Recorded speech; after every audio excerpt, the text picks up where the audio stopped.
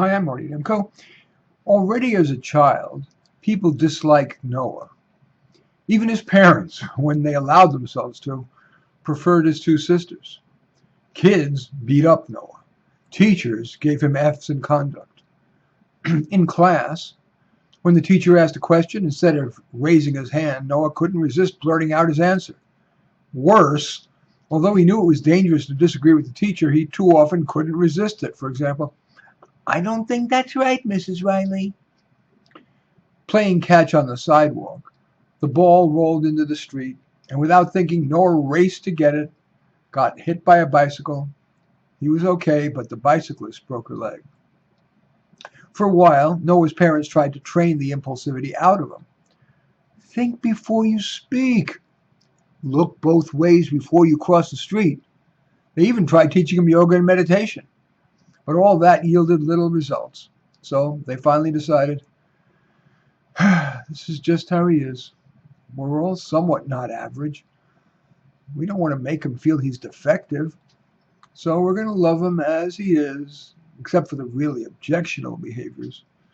And we'll hope for the best. As a teenager, Noah's impulsivity caused more problems. He simply had to buy the latest album, cool new clothes, a hot new gadget. And when he ran out of money, he couldn't resist shoplifting. And he got away with it until he didn't. Lucky for him, or maybe not, the store had a policy of not prosecuting first-time shoplifters. Noah missed the deadline for applying for college financial aid, and so for the first semester, his parents had to pay full freight. His parents made him swear that from then on he would write every deadline on the calendar in his phone and check it daily. His parents weren't going to bet the house that that would work well enough. Now let's fast forward to adulthood. At staff meetings, Noah couldn't resist interrupting others and making faces at what he perceived were stupid coworkers. But that's nothing compared with his explosion that lives on in the company lore long after it got him fired. You're not smart enough to realize how dumb you are. He came away from that ambivalent as to whether to make yet more efforts to restrain himself, or to be proud of being among the few straight shooters. Then there was the eruption to his wife. Get off your ass and contribute something to this damn marriage. Enormous fight. Nothing changed. He apologized. She sighed. He said to himself, I have to hold in my feelings. Zero tolerance. As Noah got older, he secreted less adrenaline in response to a stimulus. He no longer went from 0 to 60 in 1 second.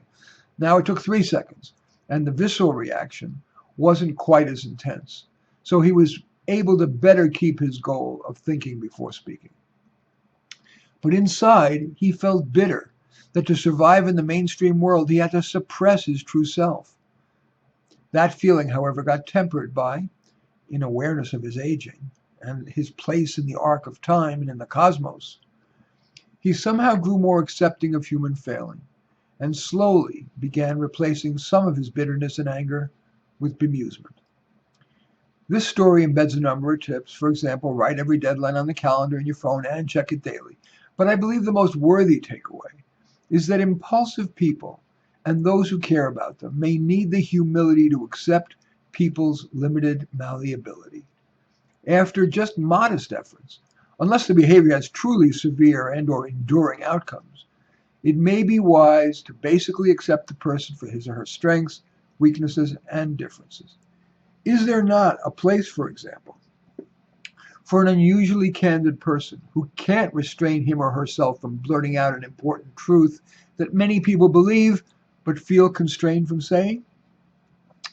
In any event, I'm Marty Nemko. I thank you for watching. Feel free to give this a thumbs up or if needed a thumbs down. Share it on social media. Make a comment, subscribe, whatever. But I do, in any event, thank you for watching. I am Marty Nemko.